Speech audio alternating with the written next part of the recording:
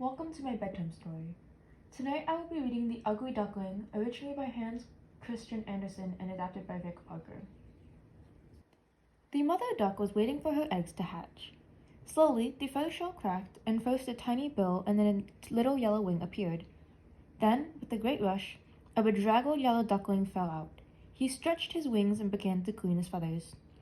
Soon he stood proudly beside his mother, watching as his sisters and brothers all pushed their way out of their shells. There was only one shell left.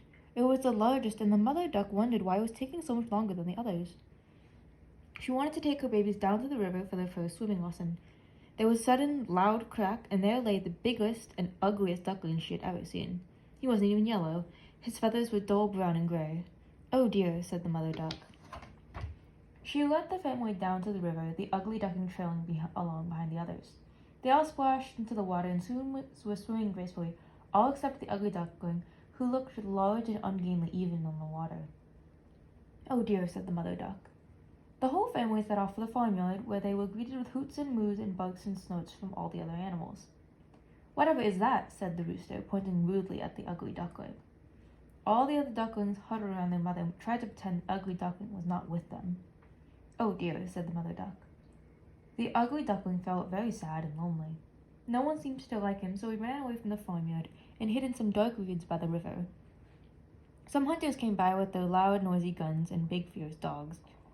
The ugly duckling paddled deeper into the reeds, trembling with fear. Only later in the day, as it was growing dark, did the ugly duckling dare move from his hiding place. All summer he wandered over fields and down rivers. Everywhere he went, people laughed and jeered at him, and all the other ducks he met just hissed at him or tried to bite his tail. As well as being ugly, the duckling was very lonely and unhappy. Soon winter came, and the rivers began to freeze over. One day, the duckling found himself trapped in the ice.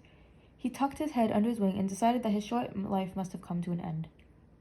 He was still there early the next morning when a farmer came by on his way to feed the cows in the fields. The farmer broke the ice with his shoe and wrapped the ugly duckling in his jacket, then carried him home to his children. They put the poor, frozen, ugly duckling in a box by the fire, and as he thawed out, they fed him and stroked his feathers. And there the ugly duckling stayed throughout the winter, growing bigger all the time. Now, the farmer's wife had never had much time for the ugly duckling. He was always getting under her feet in the kitchen, and he was so clumsy that he kept knocking things over. He spilled the milk in the bucket from the cow. He just put his great feet in the freshly churned butter. He was just a nuisance, and one day the farmer's wife had enough. So, in a rage, she chased him out of her kitchen, out the farmyard, and through the gate down the lane.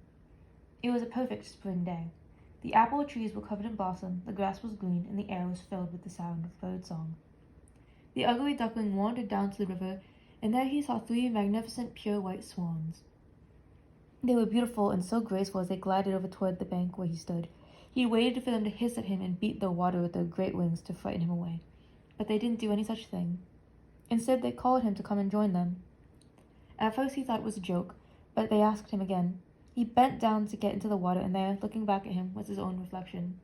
But where was the ugly duckling? All he could see was another great and magnificent swan. He was a swan, not an ugly duckling, but a swan. He lifted his long, great, elegant neck and called in sheer delight, "I am a swan! I am a swan!" And he sailed gracefully over the water to join his real family. That is the end of our bedtime story tonight. Thank you for listening, and have a good night.